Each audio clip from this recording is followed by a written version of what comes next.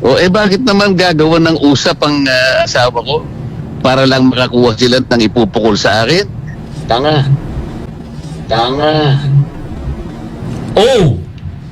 Inabot ko pa yun, Sen. Tinawag mo kami ritong tanga.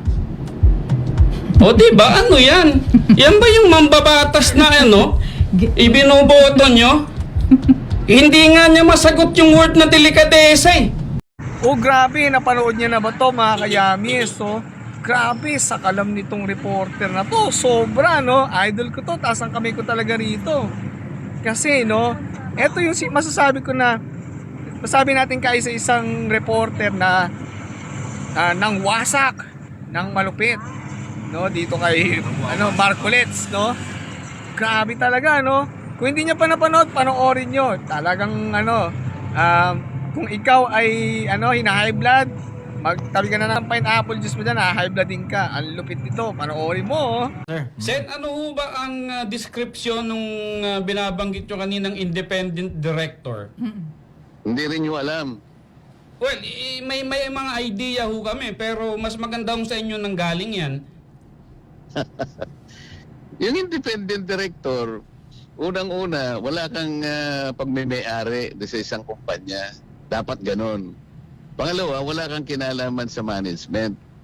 Pangatlo, kailangan wala kang relasyon by consanguinity, second degree civil affinity sa mga shareholders. Opo. Kaya dapat independent ka. Ang tungkulin mo lang kung sakaling may kakayahan kang mag-advise sa good governance, ma-protection ng mga minority shareholders. Ito kasi ang hinihingi ng Insurance Code of the Philippines. Nagkataon na siguro gusto nilang ganun ang maging kalagayan ng asawa ko. Hinirang nila ng ganun. So pumayag naman. Anong masama doon? Ngayon, ang insurance company, lahat naman nagko-cover ng kahit anong mga kumpanya sa lahat ng mga industriya, lahat ng sektor ng ating ekonomiya. Pati sa transportation. Lahat. O bakit naman gagawa ng usap ang asawa ko para lang makakuha sila ng ipupukol sa akin? Pero hindi Ganyan ho, na karumi. hindi ho ba dapat, Senator, manggaling din sa inyo ang delikadesa na, uy, yung asawa ko, ano nito eh, kumbaga nagsiservisyo dito, meron siyang, kumbaga, transaksyon dito, hindi kaya marapat na ako dumistansya muna? Sino? Sino di distansya? Kayo po, dito sa ginagawang investigasyon sa Bakit? Senado. Meron ba akong kinalaman dun sa mga insurance companies? Delikadesa nga po, Senator, kasi misis nyo po yung nandun. Siyempre may kukunik-kunik na ho yan. Kung ganyan kayong mag-conclude, independent nga eh. Kaya tinatanong ko nga sa inyo kanina kung naiintindihan niyo eh. Kaya nga po nagtatanong din kami, delikadesa din ho yung binabanggit namin dito. Hindi Wala na ho ba pinag-uusapan tayong ng ganun? delikadesa dahil wala akong connection doon. Ang asawa ko independent. Yun nga po, asawa nyo yun eh. Nakikipagdebate ka pa sa akin eh. Akala ko ba magtatanong ka lang? Nagtatanong din po kami, pero ipo-point out ko rin po yung Kapag argumento sinasabi namin mo kasi dito. delikadesa, parang may connection ako eh. Wala nga eh. Naintindihan mo yun? Sige sir, salamat na lang po. Tanga. Oh! Inabot ko pa yun, Sen.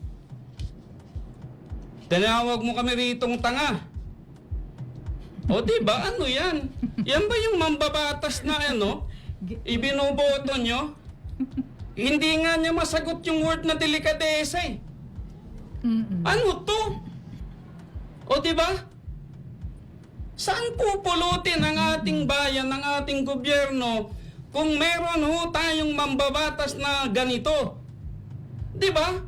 Buhok pa lamang ho, hindi na ho natin maipakita yung totoong buhok eh. Sasabihan pa kami ritong tanga? Ano yan? Diba? Ay, nako. Naturingan na. Di ba abogado to? Abogado. O diba? Asal ba ng matinong abogado yan? Oh my God. Oo. Siguro tayo muna ay Magbabalik tayo. magbabalik Magbabalik tayo muna dahil tayo. Lunes na Huwag Lunes nyo ay kaming gagani-ganitoin dito. Akala nyo, kami makakasama sa mga naloloko nyo, nagugulat nyo. Ibahin nyo kami rito ho. Magkasubukan tayo dito ng argumento ng katotohanan at ng mga detalye kung hanggang saan ho ang pinakadulo nitong pinasok niyong kontrobersiya. Sir, kung sino ka man, no, isang malupit na snappy salute para sa'yo, no. Grabe, sakalam ka, no.